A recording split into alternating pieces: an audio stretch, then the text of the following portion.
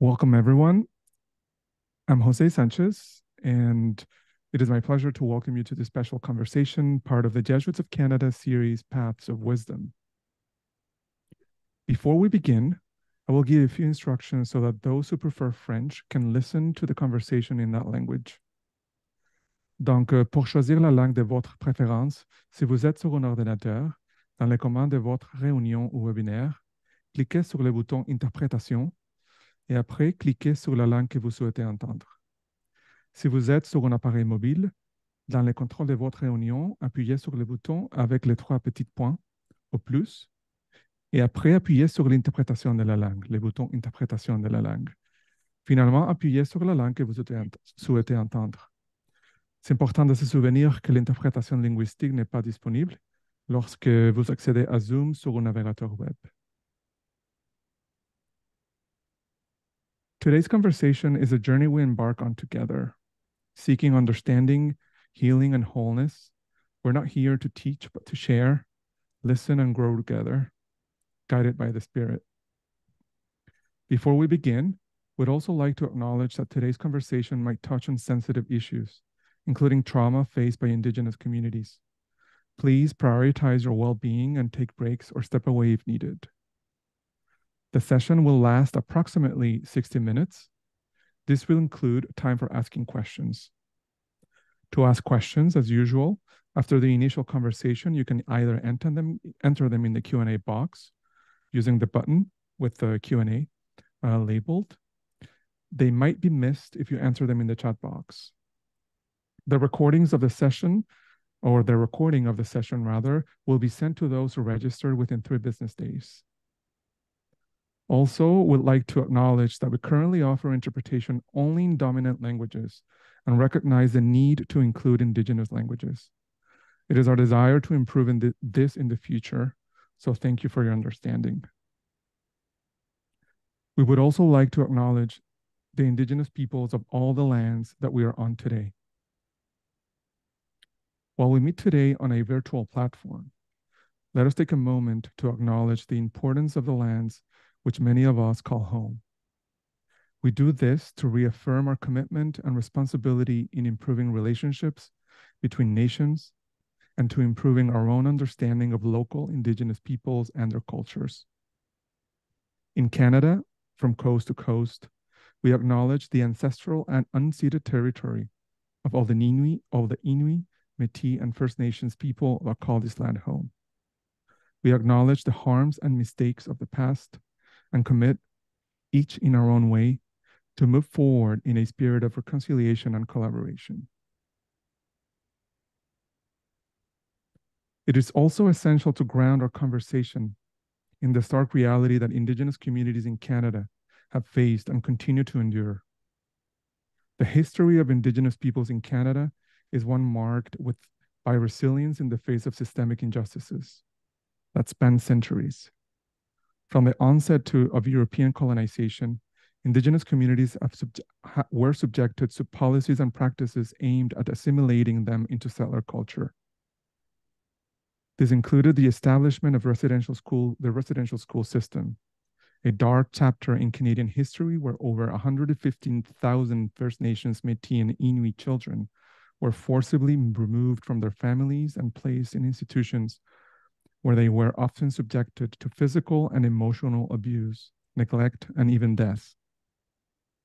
The last of these schools closed in 1996, but the trauma they inflicted remains in Indigenous communities to this day. As Jesuits of Canada, we confront and acknowledge our participation in this systemic injustice towards Indigenous peoples. We operated a school in Spanish, Ontario, which is a testament to our involvement in this painful chapter of history.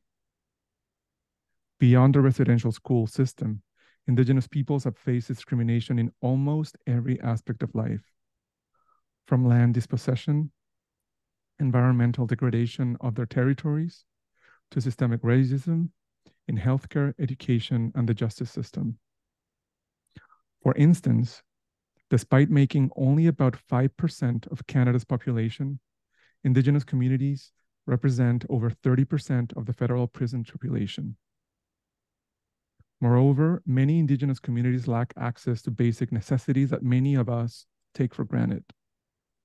There are still numerous long-term drinking water advisories in First Nations communities, some of which have been in place for decades. Yet, in the middle of these challenges, Indigenous communities have shown incredible resilience, preserving much of their cultures, languages, and traditions against all odds. Their stories, like those of Sister Priscilla, shed light on the intersections of our faith, our identity, and our ongoing quest for justice and reconciliation. As settlers, and we as Jesuits of Canada, it's uncomfortable but necessary to confront the truth that we continue to benefit from a system built on the dispossession and marginalization of Indigenous peoples. The Jesuits of Canada are committed to justice, reconciliation, and decolonization. We actively respond to the calls to action of the Truth and Reconciliation Commission and the United Nations Declaration on the Rights of Indigenous Peoples. In our efforts towards reconciliation, we met our financial obligations as outlined in the Spanish Indian Residential School Settlement at the time it was signed, and continue to make contributions to the TRC throughout its work, including providing office space. We have a collective responsibility to acknowledge the past, understand the present, and work towards a future where justice, respect, and mutual understanding form the bedrock of our shared journey. Now, in this spirit, let's dive in our conversation. Sister Priscilla Solomon is an Ojibway of the Anishinaabe Nation and a sister of St. Joseph of Sault Ste. Marie. Her mission has centered on fostering healing and reconciliation between Indigenous peoples and settler communities in Canada. While her contributions cover various initiatives, she has notably been involved in addressing the TRC's calls to action, particularly concerning terra nullius and the doctrine of discovery. Sister Priscilla has also collaborated with Kairos, chairing its North Bay group and playing a significant role in events like the Kairos blanket exercise. And her work also extends to the Building Bridges program, emphasizing Indigenous faith interculturation. Welcome, Priscilla. Thank you, Jose. It's good to be here with you. Thank you. So to start, can you share a little bit with us about your experience growing up Ojibway and Catholic? Okay. I grew up in a very small community, an isolated community on the Georgian Bay. And it was a very Catholic community. The population was English Canadians, French Canadians, and Indigenous people. And the language itself was English. So that was the dominant culture in the town. But also the whole town was Catholic. There were about 500 people, 498 or 499 were Catholic. We had one church, a Catholic church, and one school, which is both public and Catholic. And my experience was one of, well, I'll talk first about the cultural experience. And that was, I grew up with the knowledge that I was Indigenous, but with the awareness that as Indigenous as my mother appeared, my father didn't appear so much so. And he identified as French Canadian because his mother was French Canadian, and partly because in society it wasn't acceptable to identify as Indigenous. And it was harder to get a job anywhere if you were Indigenous too.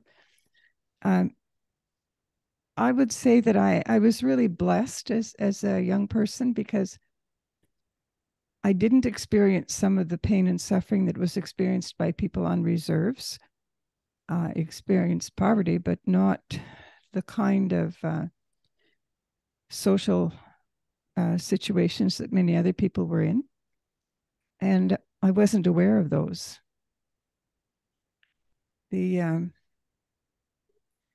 Probably the most exposure I had to Indigenous culture and spirituality was when people from Okwemekong came to our parish bazaar and danced, did traditional dancing. And there was, I think we lived by Indigenous values in my family. I know we did, but I wasn't conscious that they were Indigenous values because the town was so Catholic, and I lived in pre-Vatican times as a child. And so the theology was very much with an image of God as judge. And it was also an experience of the strength of faith in the community as Catholic people. So we had daily mass available. We prayed the rosary daily in our homes. We went to we had all kinds of processions for feast days. So very traditional pre-Vatican II spirituality and a very strong sense of faith. Because of the isolation of the town, we had a lot of times, especially in spring break up and in fall freeze up, we didn't have access to the outside world. So there was a strong sense of independence and reliance on each other, and a good sense of community. So I grew up with a strong experience of Catholic faith community, the Catholic faith being practiced in our lives, and a lot of support for each other. And I'm grateful for the childhood I had. I'm not sure if there's more you'd like to hear. I know there's a lot more you could say. You say that the awareness that you had of your roots, Indigenous roots, was mostly through people who came to town. Mm-hmm. When I did guess it become? I'm sorry. Yeah, go ahead. No, I was just going to say, I also was aware because Mom had Indigenous friends. She never lost the language. And she used to speak to them in Anishinaabe. I used to ask her after she finished her phone call, Mom, were you talking about? Sometimes I was right and sometimes I was wrong. So I had that awareness that. And so it was never hidden or pushed out at home, the language and the culture.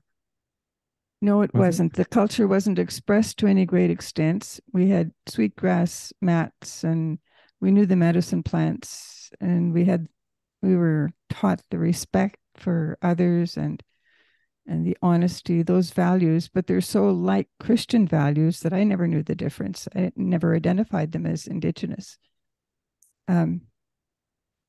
But no, there was not a rejection of our Indigenous heritage in my family as a child. Was it easy to continue to live that at home? Because what we learn, especially today, is that for many, this was not the case. It was easy for me as a child. After I entered religious life, and I would go home for holidays, it was during that time, or those early years in my religious life, that my father really began to reclaim his Indigenous roots and traditions and spirituality. And so it became very difficult for me at that time because I would go home for holidays and I would find a lot of Indigenous people who were very angry with the church, who were very angry with society, who would be there visiting my dad, and they would be talking, and I'd feel condemned with their anger because I was identifying myself with church, and I was really very confused. It took me a long time to sort out my own feelings and to differentiate between who I am as a family member and who I am as a Catholic, and that I could love my family and my parents, even if they were choosing a different path or if they were angry at the church.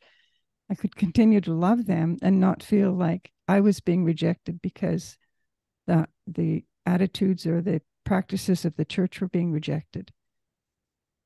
So it took me a long time to come to that. What brought me to a sense of accepting that was I began to question, how do I know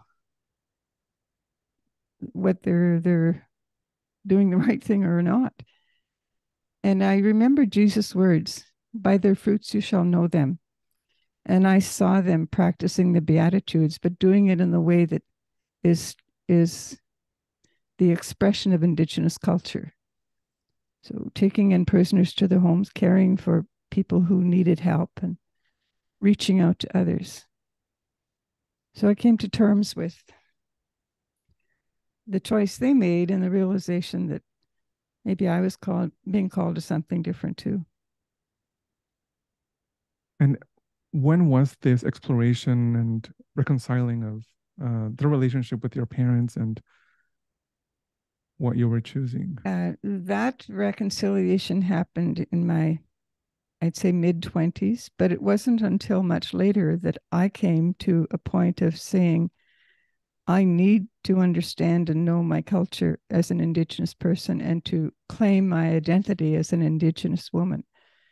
And that came very much through the encouragement of my sister Eva to participate in ceremonies and to come to sessions where I could learn more about the culture.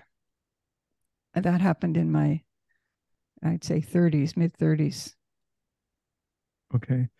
And so there was a bit of a recognition of or confirmation of your identity as Catholic, and then a calling, if you could call it that way, to explore Yes, your roots more deeply, your Indigenous roots more deeply. Yeah, and I guess I could share with you an experience of one moment when I was able to see the two coming together. And that was the first time that I went into a sweat lodge. Because I grew up in pre-Vatican II times and questioned so much about Indigenous spirituality as a younger adult, I still had some fear about going into the sweat lodge. And I had a little bit of fear about not knowing what was going to happen in the sweat lodge, because people could not say what was happening in the sweat lodge, other than that it would be very hot. And there was drumming and singing and sharing. So I went into the lodge, and it's total darkness in the lodge, except for the fire in the center. And my experience of being in the lodge was I was hearing people sing and share the stories of their pain, their confusion, their wondering, their hopes, just really deeply sharing their lives and their brokenness too, what they were struggling with. And I had a really strong sense that this is like being in confession. And I was able to share, and I felt understood, and I felt forgiven for harm that I had done. And I just had a sense of, this is my spirit home. This is where I belong. This is right for me. And I also had a sense in the darkness, you don't see anything. So there's a sense of expansiveness that is, you hear these almost disembodied voices. And so there's just this, I had a tremendous sense of the expansiveness of space and time, and a connection with those who've gone before, and a connection even with those who are coming into this life, those in the future, the children of the future. I had that connection, and I had a sense of the expansiveness and connection also reached way beyond that into space. So it was a marvelous experience, and really an experience of rightness. And when I came out, the stars were more brilliant than I had ever seen them before. So, and it was my Catholic faith and my understanding of reconciliation and right relation with God, and that experience of being in the sweat lodge that came together as one. And I would imagine that those were formative experiences and that have strongly influenced what you do now, and how you identify as both. Yes, they were. Yeah. What advice would you give? Because the theme of identity is pretty present to many today, many youth today too. We see it in the news, we see it in those around us.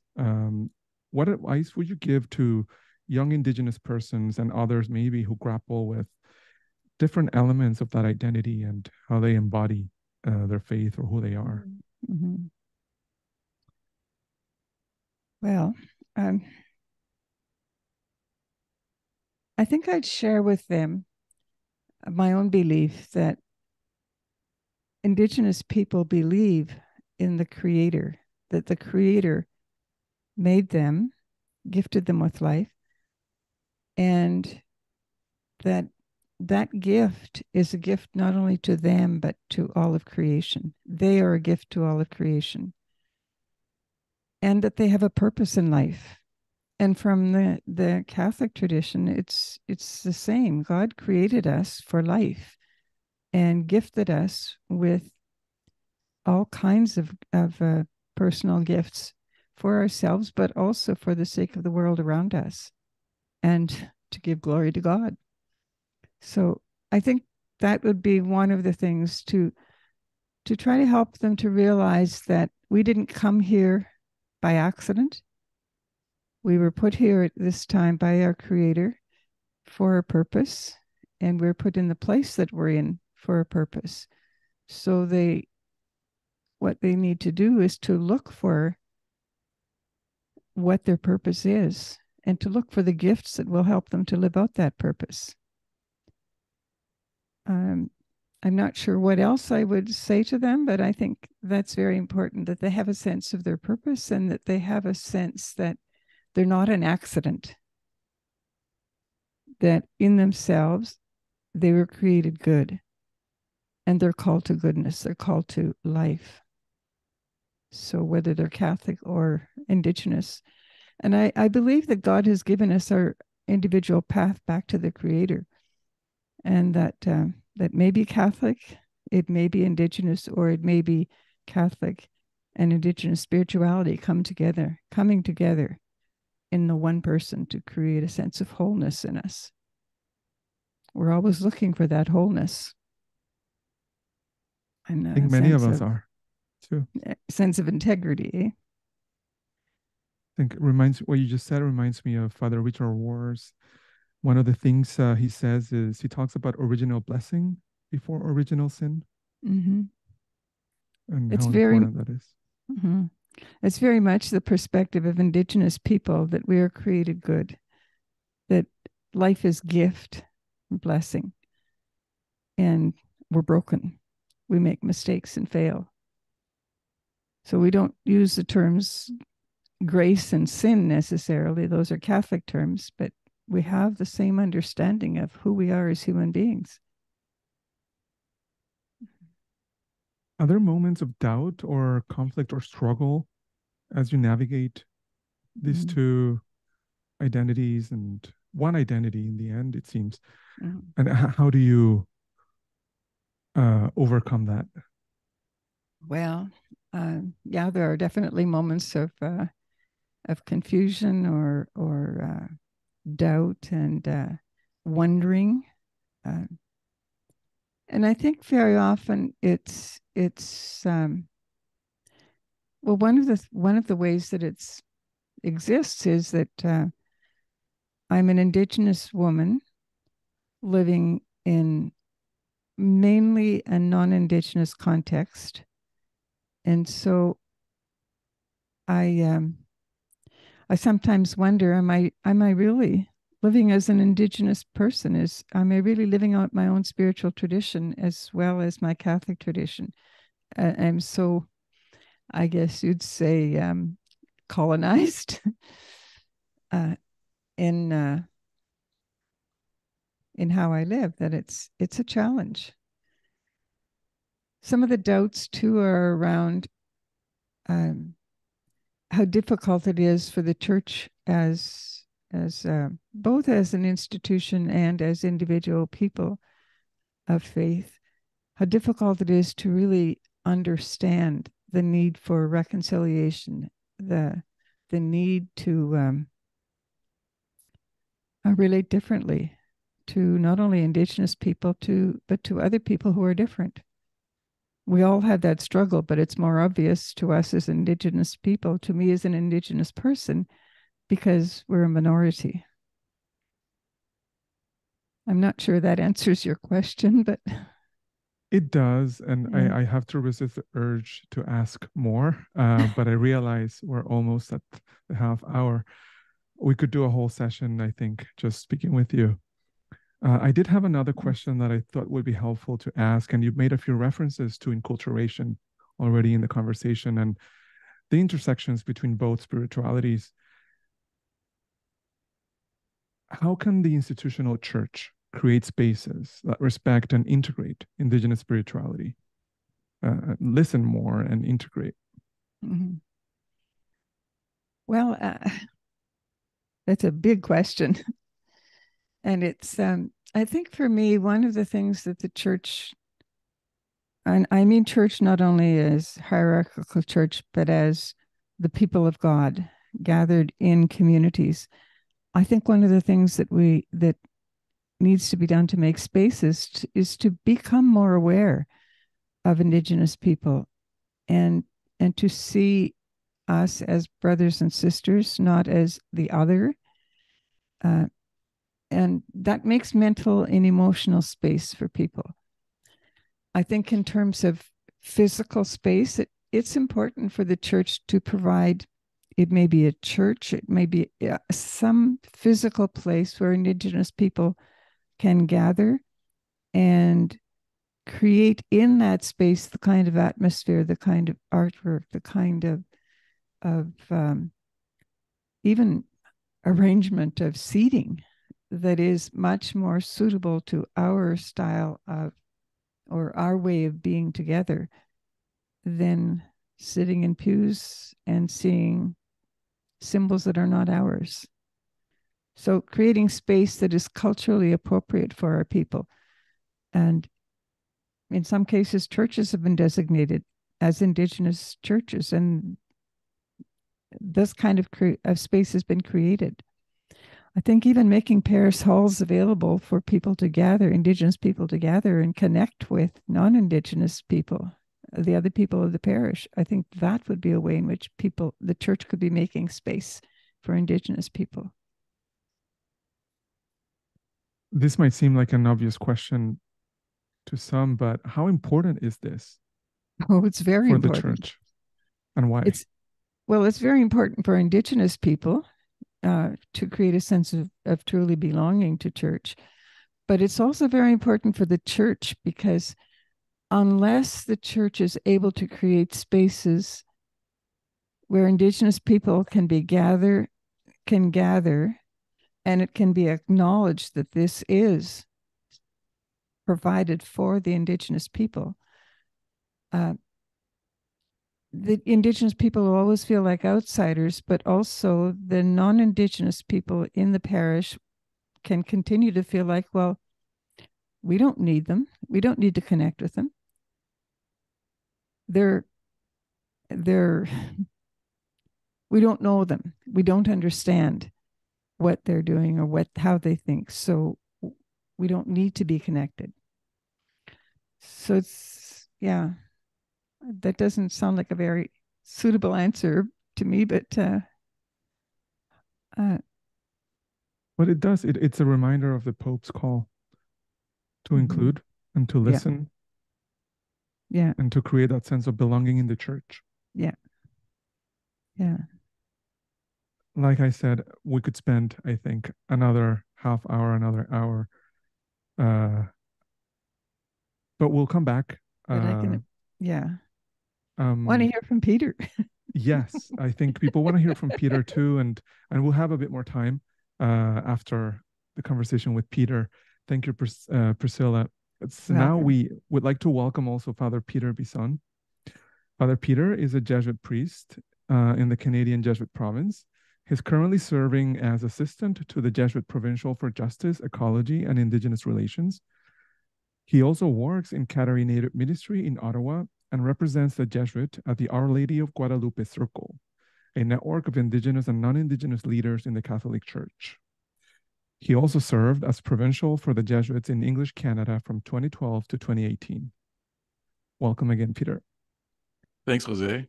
Hi, Priscilla. Hi, Peter. So, from what I've learned from in your written reflections, your first day as provincial of the Jesuits of Canada was really marked by a realization of the scars that the Catholic Church had left on Indigenous communities. How were your first days as leader of the Jesuits of Canada? Oh, yes, that was my very first day as provincial, and there was a regional meeting of the Truth and Reconciliation Commission, public meeting, for a few days where they were receiving testimonies.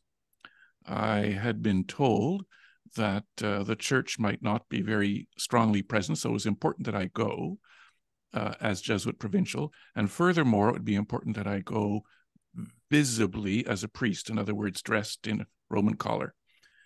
So I did, and I quickly realized this was a terrible mistake. I could tell that many Indigenous people seemed very uncomfortable with me, and I started to suspect that my collar, my Roman collar, which I thought would be a symbol of peace, reconciliation, and good news, was in fact a trigger. It was turning into a trigger for traumatic memories of abuse in church institutions, especially residential schools. So that then I tried to dress down, took out my tab, took off my jacket, things like that, but it didn't really work. It was still obvious that I was wearing a clergy shirt. So that made me, in turn, very self-conscious. I felt like a visible outsider. I felt ashamed, really. And I was a visible reminder of the dark side of the church's history, the connections between colonization and evangelization. On reflection, I realized that it was appropriate for me to feel this, and it was certainly nothing compared to the traumatic experiences and memories that many Indigenous people had. But nevertheless, it was appropriate for me to take on the burden of this responsibility. So my first days as provincial, basically as a religious leader, were marked not by action or decision-making or anything active, but rather by shame, a sense of humiliation, vulnerability, and of being kind of on the receiving end rather than on the giving end. You know, the difference between action and passion in philosophy, as it were. So and that, I would say, marked the rest of my leadership role. Okay, and at a more personal level, how did this shape not only your time as provincial, but your approach to justice work?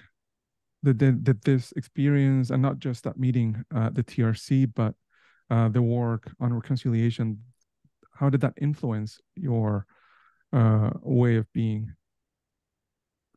When I was younger and involved in social justice work, again in a church context for faith reasons, I really enjoyed the action, the activity, working with others, trying to make a change, sensitizing people, teaching critical consciousness, and at the same time, feeling pretty good about myself, as did many of my colleagues. Now, I would say, and maybe it's partly a question of aging too, but especially my experience of reconciliation and with my very first day as provincial, I would say I've moved from action to in the way I think about it in my head is an ability to suffer. And when I say suffer, I don't mean seeking out pain. I mean things like being criticized. So the burden of, or the responsibility for the dark side of the church's history on my shoulders. Not that I put it there, but that others put it there. And I let that happen. Otherwise, they won't talk to me. So I had to, as it were, learn to suffer, to receive, to let things be done to me, so that I could connect with people who had experienced trauma and were being continue to be shaped by trauma. So that's looking over my history, my story in faith-based social justice work. I would say this is a big shift, where humility is vulnerability. That's a better word. Where vulnerability and the humility that flows from that is key to this kind of social justice work and reconciliation. Mm-hmm. And also where I don't know that I'm doing the right thing. I hope I do my best to try, discern what is the right thing, and preferably do it with others. And at the same time, where I have learned to be suspicious of what I think are my holiest motivations. Not to throw them out, but to be suspicious. Self-critical is maybe another way of putting it. There seems to be an element of desiring the discomfort, maybe, and those moments of vulnerability, as you have put it. How do you think these moments can guide others in their own journeys of reconciliation? How important is this vulnerability?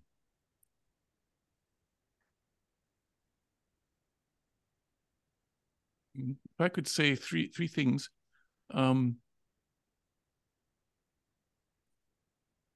Listening without defending yourself, without self-defense, and without criticizing.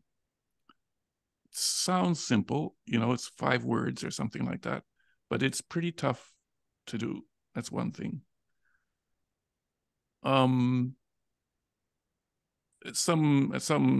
An intellectual in the States once said, "The truth will set you free, but first it will make you miserable." I've learned that's true. It's the Paschal mystery, but it's really true. But we have to, don't be afraid of the misery. It's real, it's important, but it is the path to the new life that comes on the other side.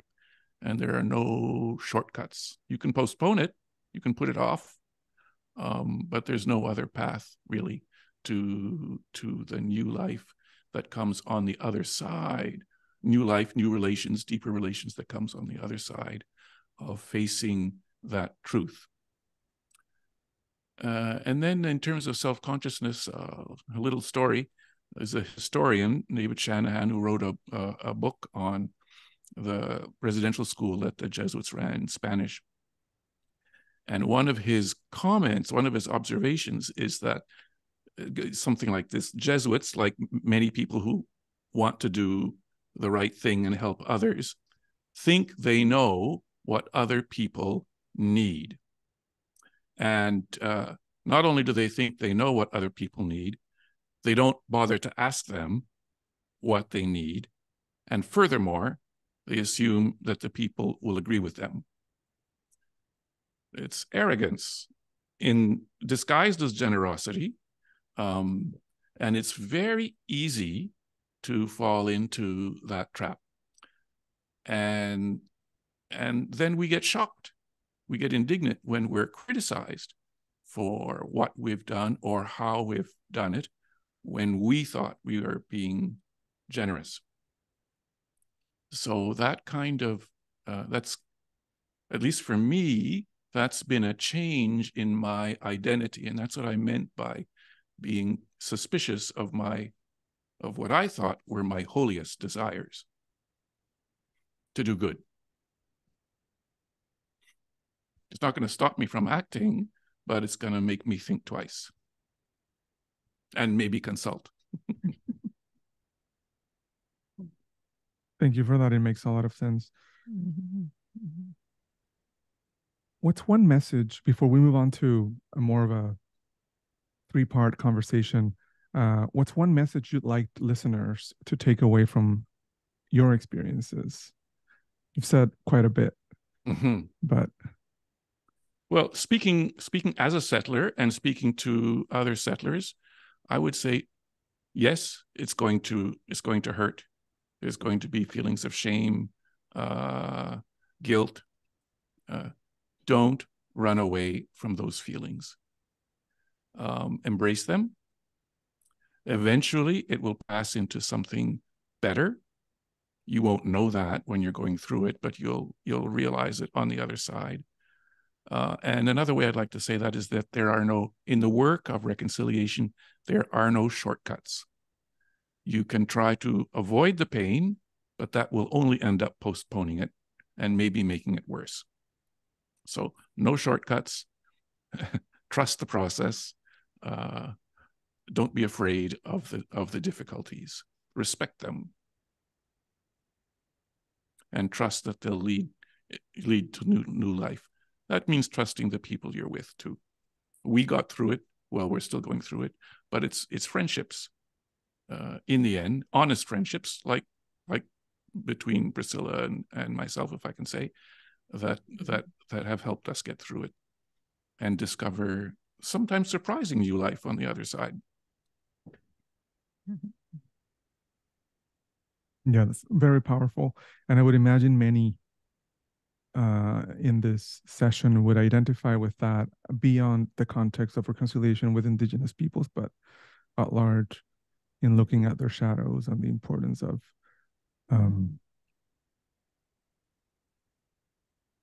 letting the light in. Now, I have a few questions for both of you. I heard that you were just at the first gathering of Indigenous leaders in Canada just this week. Can you tell us more about that? Maybe any scoops? Indigenous Catholic leaders. Indigenous Catholic leaders, yes. Yeah. Before I respond to your question, I just want to respond to Peter's last sharing about the vulnerability and the experience of shame, and how that's very much a process that Indigenous people also need to go through. We've lived with shame for so many years. We need to deal with it. And we are trying to deal with it. But we're also experiencing vulnerability as well.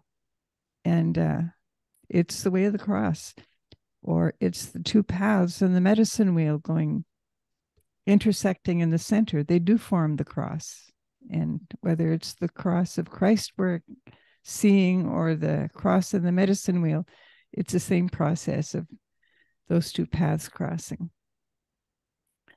So in response to your question, though, about this Indigenous Catholic leaders gathering,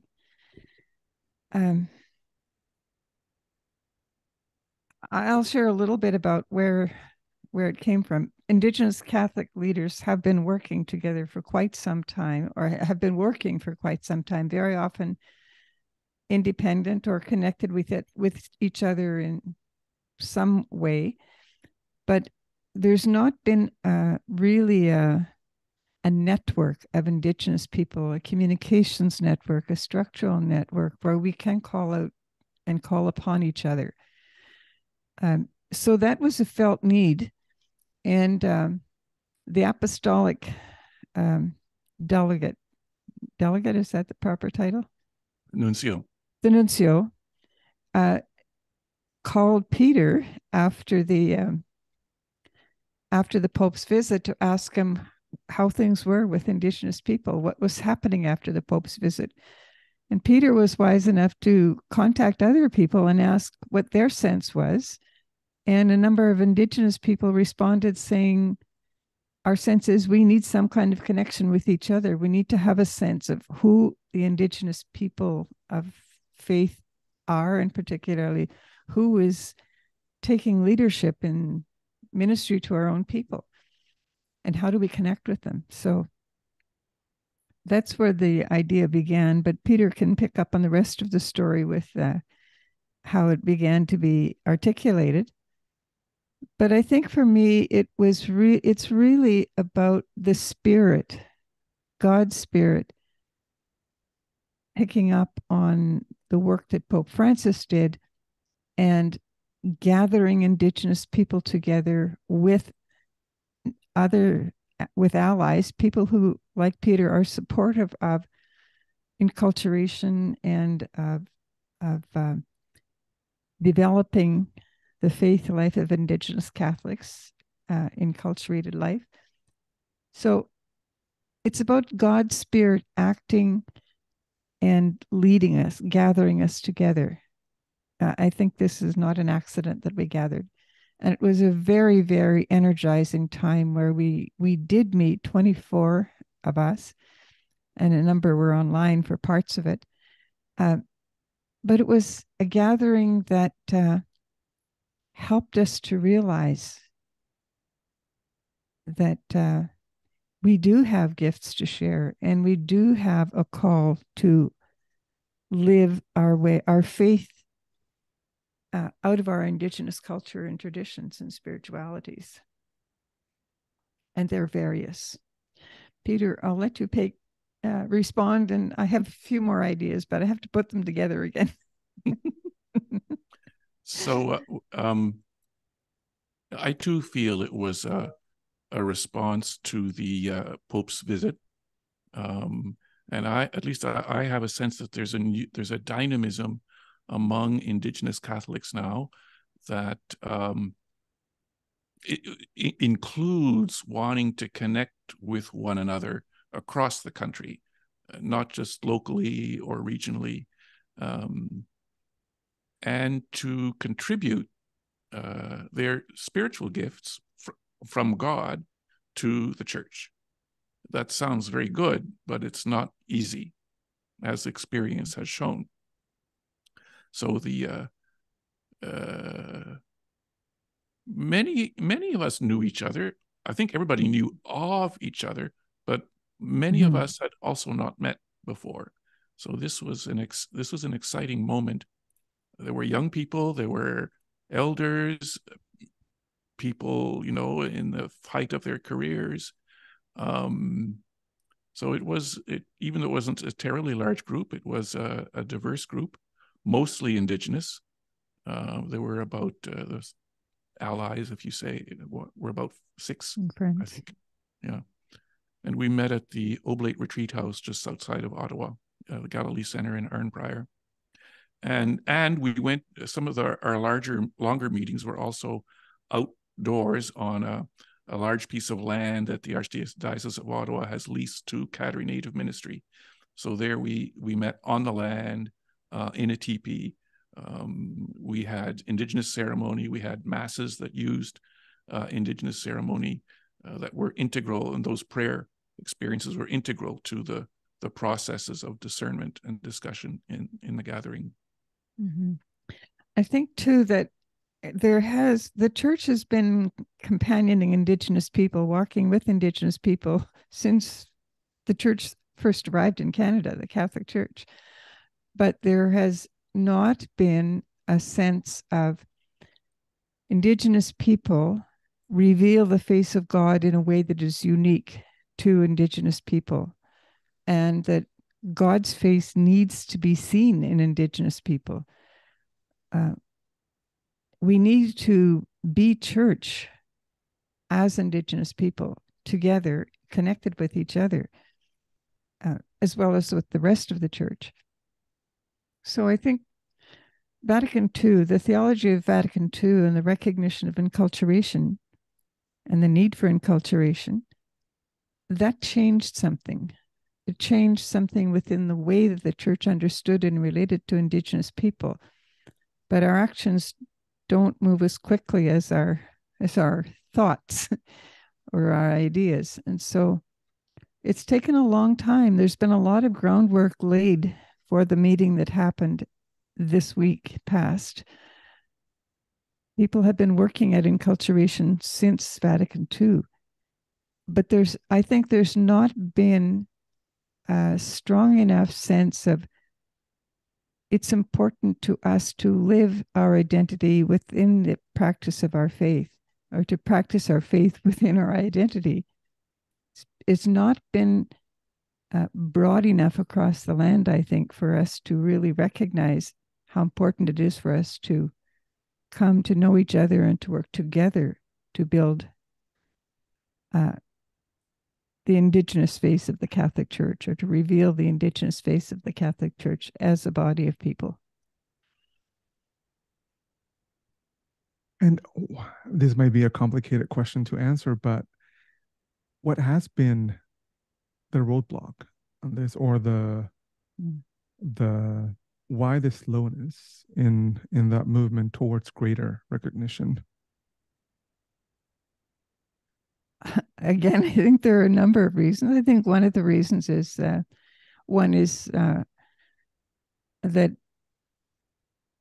Indigenous people have only been growing in our sense of self as being valued and valuable. That's a slow maturation process.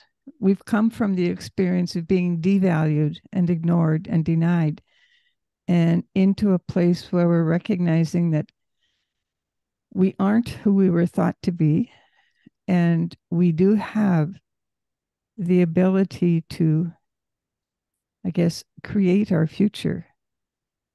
And so that's a process of growing, I think, that has taken a long time. That's one of the reasons, I think, our own personal and communal growth. And another reason, I think, is the slowness of the church, the official church, to really respond to the call to enculturation and to give freedom for Indigenous people to enculturate our faith. We had a period of experimentation, but then there was a closure to that. And not a lot of people really got to try to enculturate their faith in a way that made sense to them. So we're still struggling with an official church that doesn't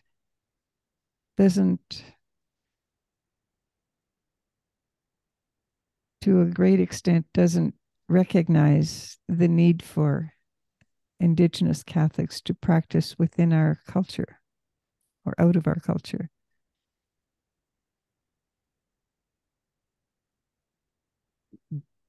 I don't want to overcomplicate, but what would be some examples of things that could happen today that Indigenous leaders would be asking for? And I realize that you're not the spokesperson for all Indigenous leaders, but is there a sense of some of those things that could be appreciated?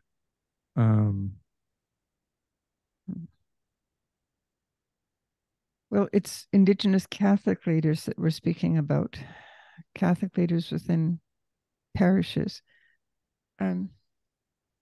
Concrete examples.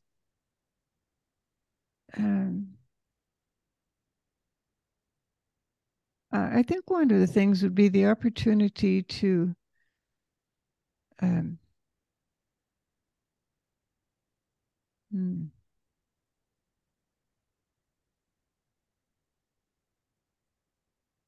to do ceremonies within our, to look at how the sacraments, for example, to look at how the sacraments could be reflected in our Indigenous ceremonies and rituals, and to be able to explore that without feeling like somebody's going to shut us down or we're doing something wrong. We have to ask permission to do this. I think there is an essence to the sacraments that is the same regardless of what the expression is. But I think we've grown so accustomed to one particular way of expressing those sacraments, one framework of ritual for those sacraments, that there isn't really an openness to explore how might these be expressed differently. And I think that's one area where I would like to see the doors open and more freedom to for Indigenous Catholics to be able to explore and integrate our ceremonies in a way that doesn't leave us in a position of not being trusted by the church or not being free to practice. That makes a lot of sense from what you've shared, and to find that sense of identity and belonging in the church. Yeah. At another level, how can individuals, the people of God, as church, both Indigenous and non-Indigenous, contribute to that process of healing and of partnership and reconciliation? Well, Peter, I've been talking a lot. I do have something to say, but I'd like to give you a chance. I think in terms of, well, with regard to Indigenous Catholics in the church, for other Catholics, friendship is always the best way, but it's not always possible. Not everybody has Indigenous people in their context, and then you can't. Friendship doesn't just happen. Apart from that, I would say the spiritual skill of active listening, of learning to listen to anybody, learning to listen without judging, and learning to listen without defending yourself in your head, and expecting to find the Spirit at work somehow in whatever it is you're hearing. So I would suggest that as a spiritual skill that helps open all kinds of spaces. First of all, space for the Spirit. Mm-hmm. And I think, I was just going to say, I think learning to listen non-defensively is not only non-judgmentally, but non-defensively is really an important skill for us to learn. And I think the other thing that as I was reflecting on this, I think we tend often to think of reconciliation as one group, say Indigenous people, identifying harm that was done and asking for a different relationship, a relationship of equality. But I think one of the things that might be helpful for us would be if we could recognize that the call to reconciliation is, by its nature, a call from God. It's a call to be reconciled with God. It's a call to be reconciled with brothers and sisters of the human family, whoever that is, and all of creation.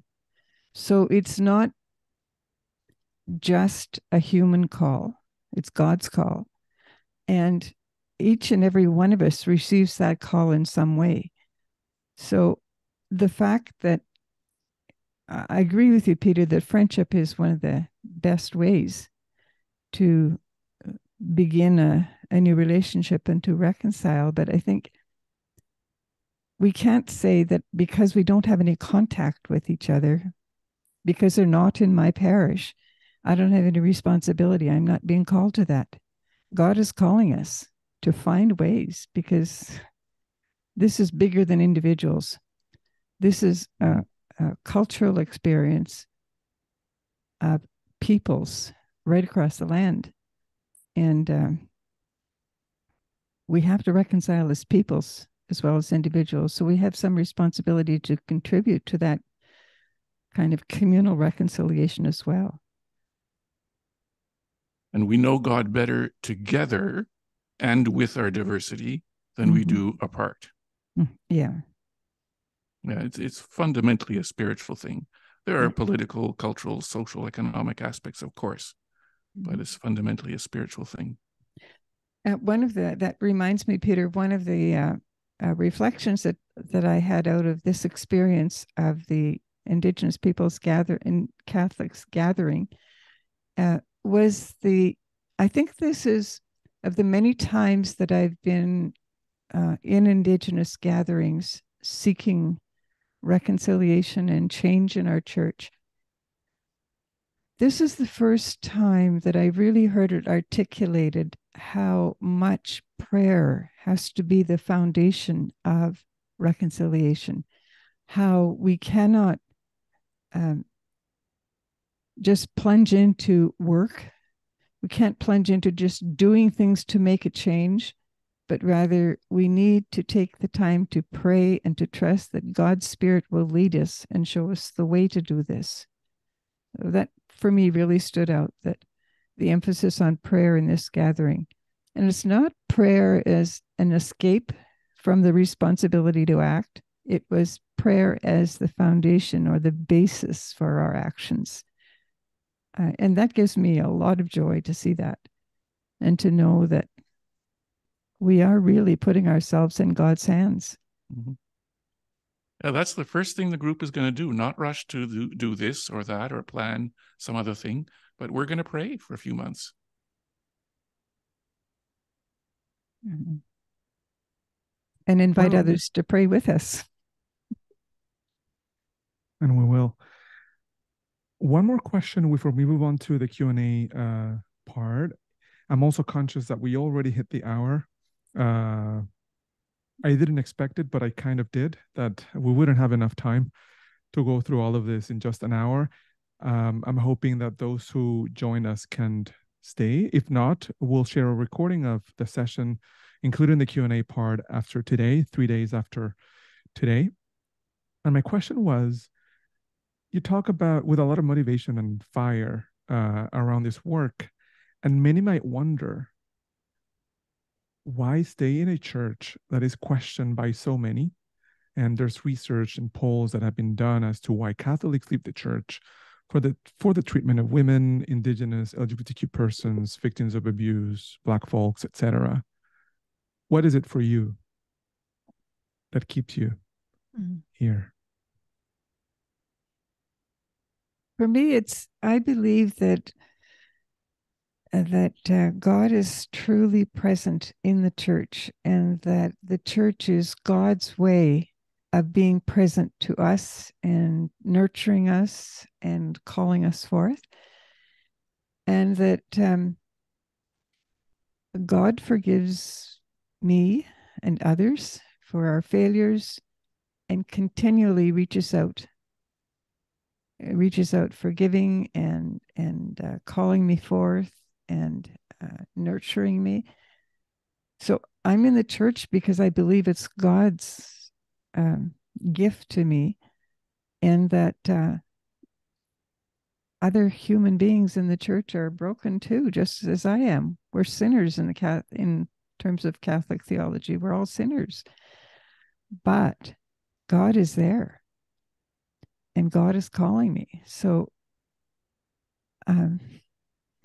it's not the human element and the brokenness of the human element that keeps me. It's God's fidelity to us that keeps me. And I love God. This is one way that I know that I can love God is trusting in his presence in the church. And good things are happening because the church is present as well. So it's not just the brokenness. Yeah, my response is similar. I stay because of Jesus. And if Jesus can love me with all of the blind spots and prejudices that and fears that I've discovered about myself along the way, then why can't I do the same with others?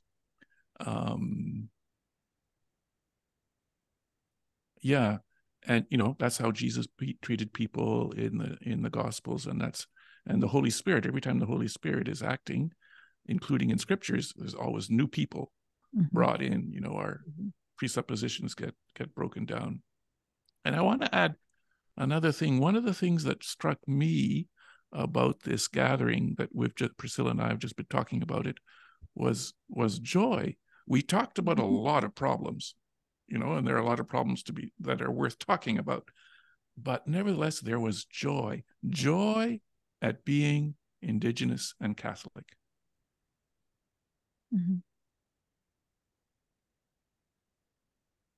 Thank you for that.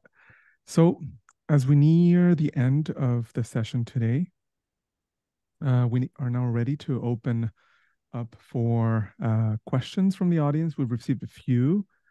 The first one comes from an anonymous participant. What would be some examples of colonization today?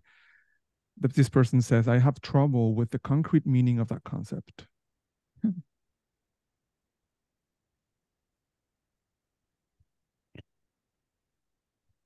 Well,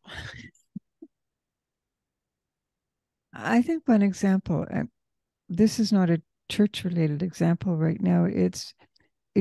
I immediately thought of the struggle for the Wet'suwet'en people to protect their river, to protect the waters of their rivers. And the government sends in police and law enforcement to prevent them from protecting their land and protecting their waters. I think there are different situations, the whole Ring of Fire situation, where there are Indigenous people who are struggling to protect the water and to ensure the protection of their people and their food sources. There are other Indigenous people who are saying, well, we need the money and we can get it by supporting the Ring of Fire. So it's a conflictual issue, but it's also an expression of colonization that a government can give access to Indigenous land to mining companies and allow extraction and ignore the needs of some of the Indigenous people there. And within the church, I guess one of the examples that I would say could be still an expression of colonization is the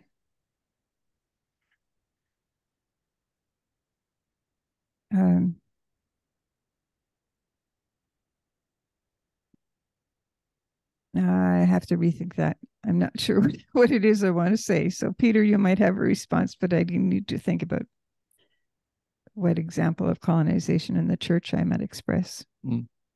So I think when people use the term colonization and decolonization now, we're going beyond, for example, France or Britain or Spain controlling the resources and people of other countries. That was maybe the classic form of colonization.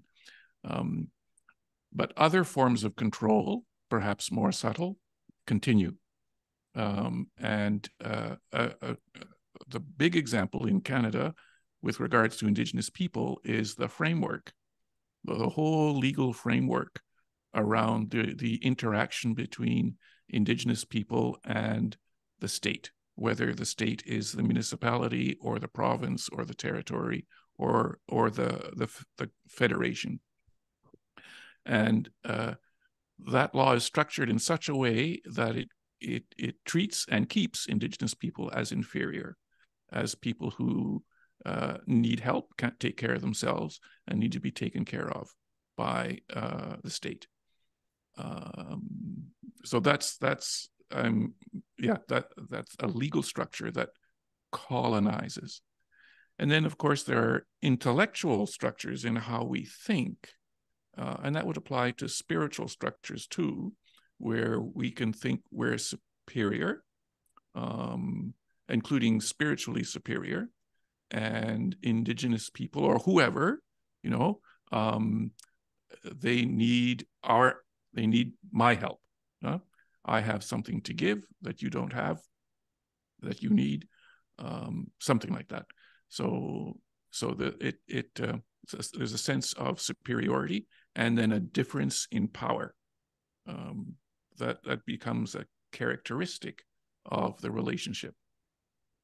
And it doesn't have to be one country controlling another country.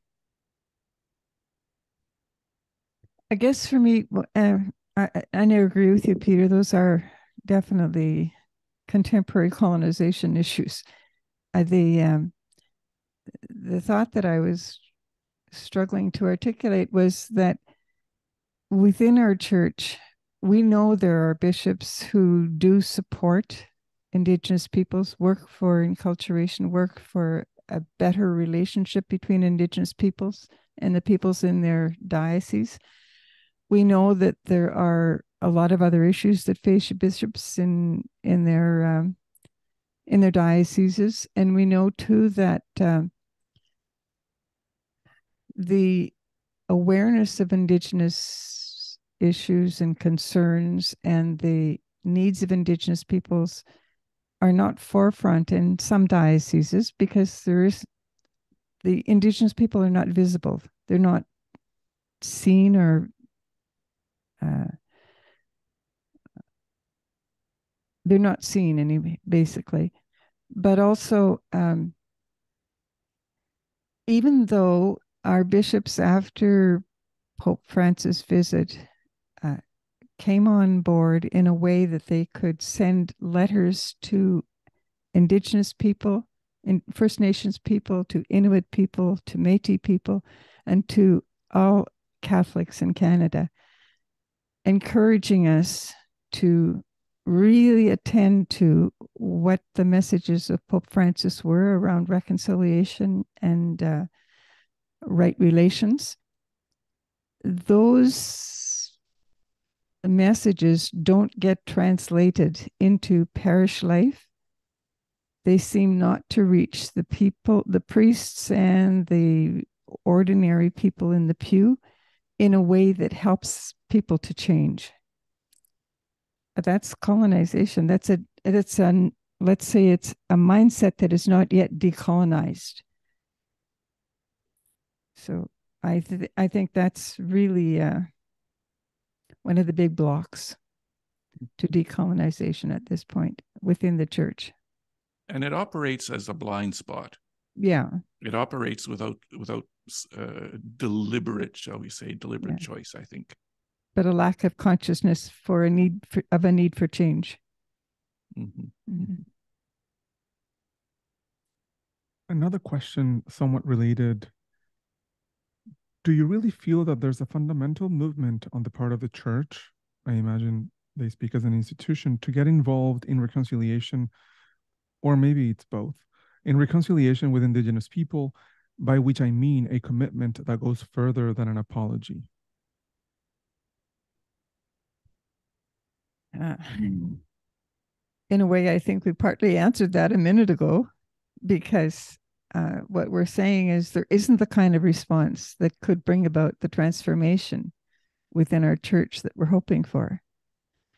I do think there is, at least on the part of some, and maybe it's the mustard seed, there is on the part of some an effort and a desire to reconcile. There are people working toward it. It's just not the majority yet. But Jesus talked about the yeast, so maybe we're at a stage where the yeast is just beginning to act.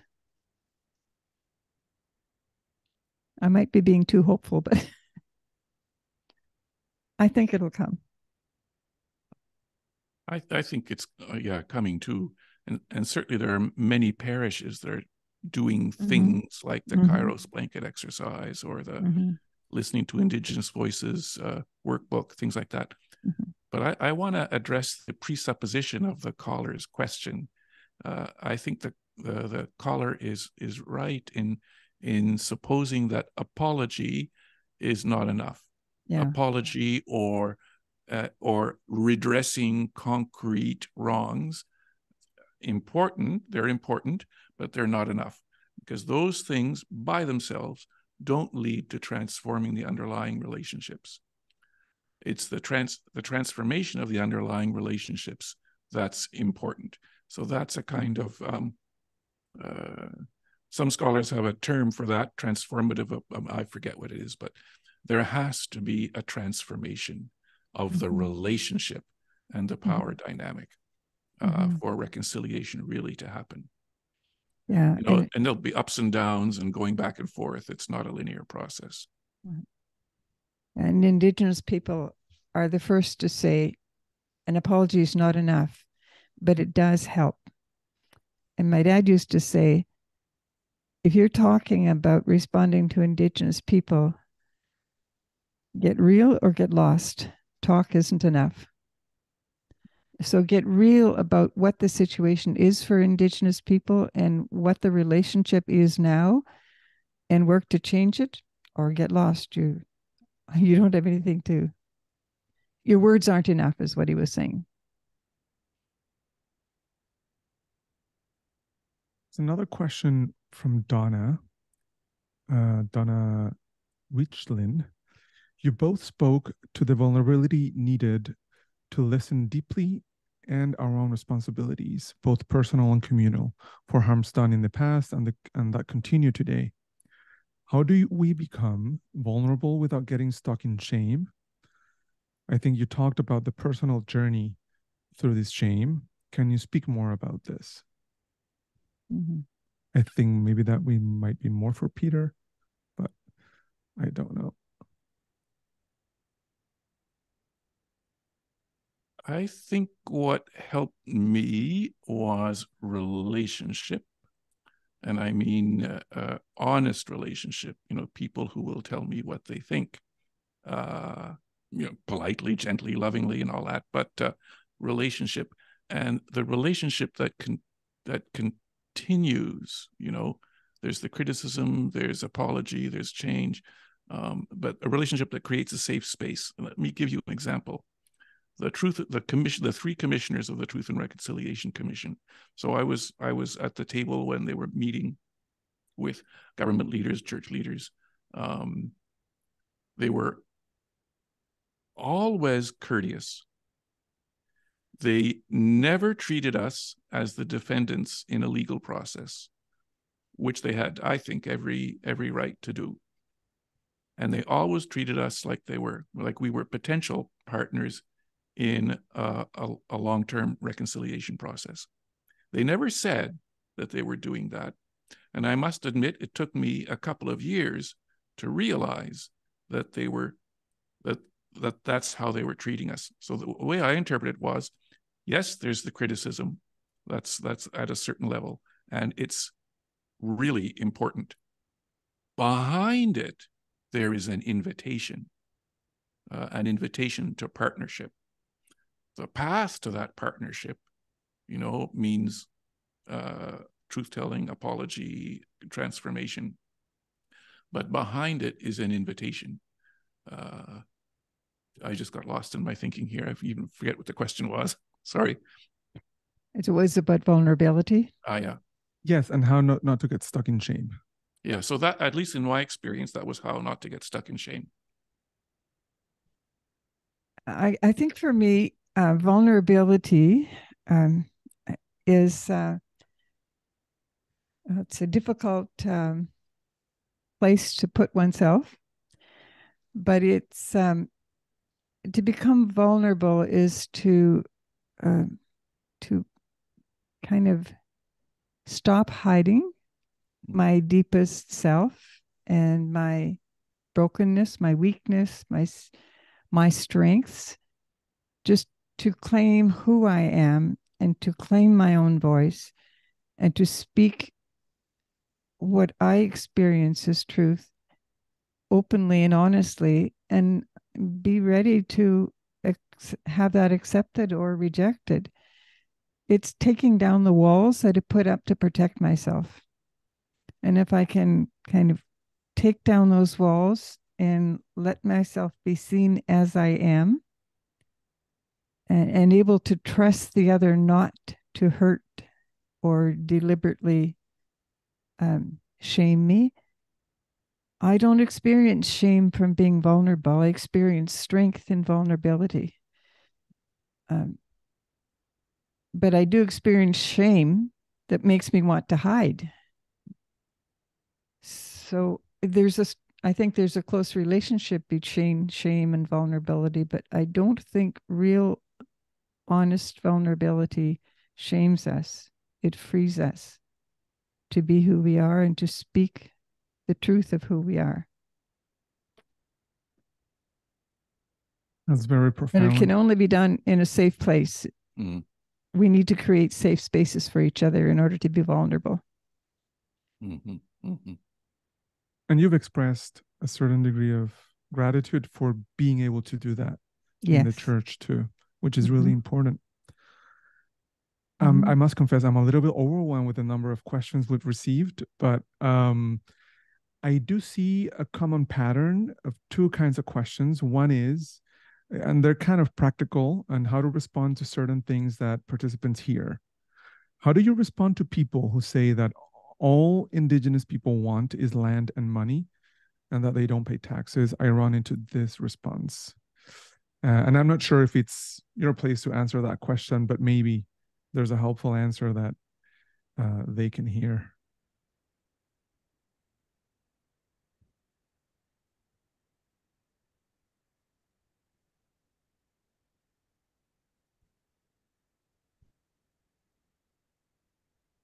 Would you mind repeating the question?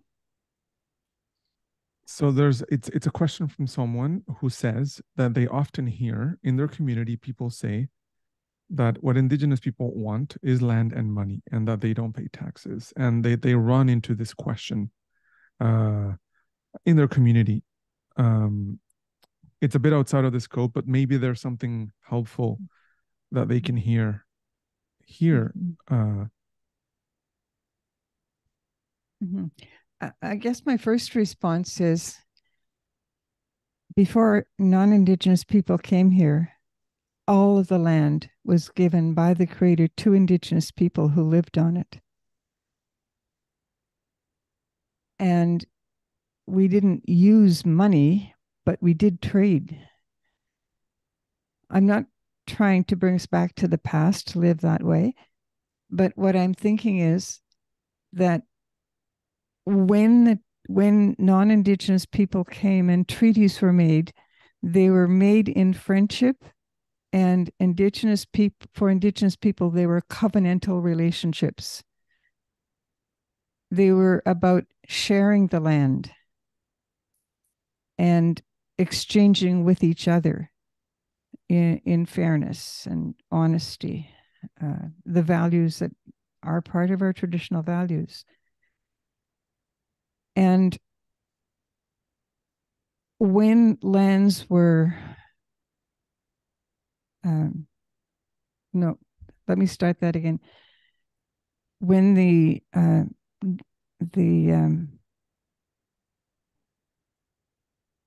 government thought that Indigenous people were not capable of taking responsibility for their own land and for the land and for the themselves, they put them in a fiduciary relationship. So the government became the caretaker of the lands and the people. Not all the land that the government became caretaker of was actually given to the land by Indigenous people. Some was taken, and the land that Indigenous people were on was shared from their perspective. It was not the same understanding of ownership and property that others had. So I think it's important to recognize that as a matter of justice, Indigenous people ought to have more than the little parcels of land that they ended up with. And in those cases where there was an agreement for the land, often the land was, I can't say often, but in some cases the land was that was in the agreement was not all given to the Indigenous people either. So we are seeking land back. We are seeking more land, because the parcels of land that they had at the time of those agreements looked like it was enough, but there weren't that many people. So you can't increase population and not increase space for the population to live on. So yes, we do need the land, but it's not all about land, and it's not all about money. And as for taxes, that's part of the fiduciary responsibility of the government to enable Indigenous people to live on land that was given them, the reserves, and not have to pay taxes for them. That probably isn't very clear because it's a little bit fuzzy for me myself right now. It wasn't a very good explanation of the taxation system, but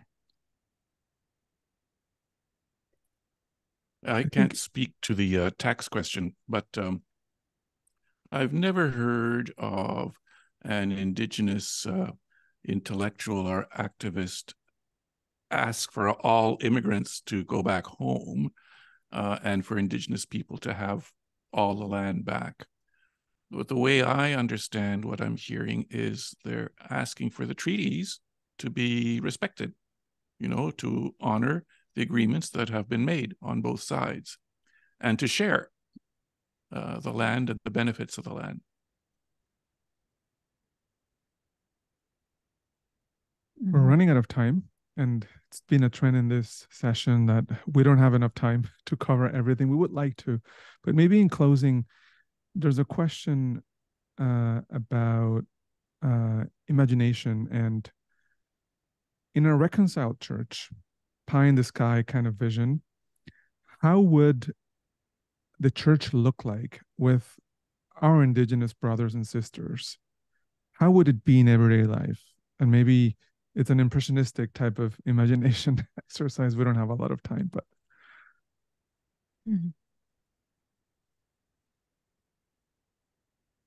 Well, for me, the church would in some cases it would look perhaps very similar to what it is now in terms of people present in an actual building. But one way that it would look different would be that people would be relating to each other differently. Indigenous and non-Indigenous people would be relating differently to each other, would be more connected with each other and more respecting of each other. I think also it would be a church in which Indigenous people could gather as people of faith, the Catholic faith, but with their own expressions of that faith and their own symbols and ceremonies. Some of those might be incorporated into other parts of the church, but I still have a bit of a concern about appropriation, that where Indigenous people are present in churches that are not specifically designated for Indigenous peoples, that there would be Indigenous peoples that would be the ones who would be doing ceremony or ritual that are Indigenous. So maybe there would be a parish that has Indigenous people in it, and there would be a smudge as a purification ritual. Vestments could be different. The sacrament of reconciliation might be celebrated differently. There might be Indigenous ceremony that would be used to express the rituals around the sacrament of baptism.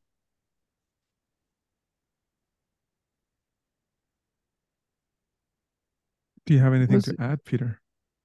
Yeah.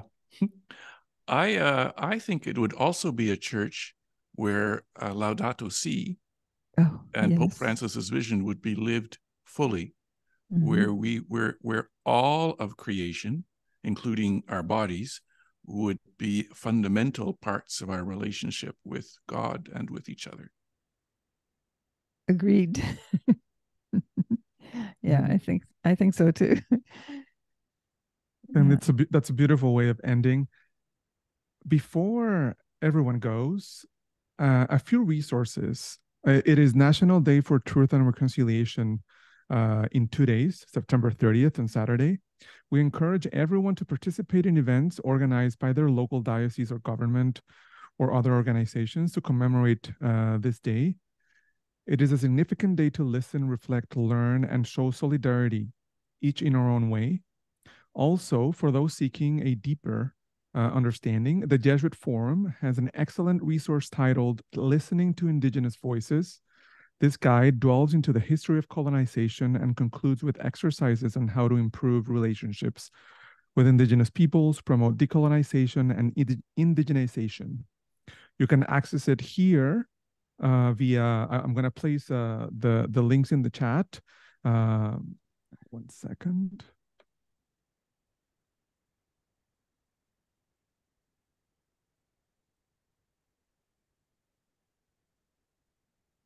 For some reason, I can't find them, but I will copy them from this other document.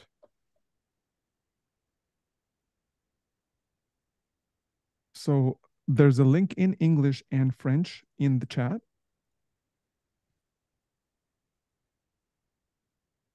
And we will also share them in the follow-up email along with the recording. Please watch out for that email and other resources that we'll be sharing. Thank you to our translators, Albert and Michelle. Remember that a recording, like I said, will be shared by 72 hours after today. We hope that you can all join us in our next sessions. You can find a list via our events page, the Jesuits of Canada's page. I'll also post that link in the chat, and it will be in the email as well. And finally, please don't forget to fill out the brief poll that will pop on your screen right after the end of the session. Thank you, Sister Priscilla, Father Peter, for sharing your wisdom and experiences today. It was very generous. Thank you. Do you have any last words?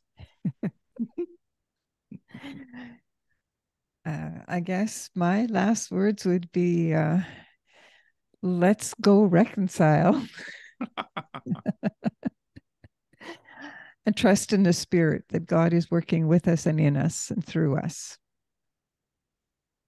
Amen. And thank you very, very much for this opportunity. Thank you. And thank you to everybody who joined in. Yes. Thank you. I hope it's not the last time. And thank you, as Peter said, to all of those who joined us today for being here on this journey. And let's continue to walk together. Until next time, peace and blessings to everyone. Thank you. Peace to you too. Amen.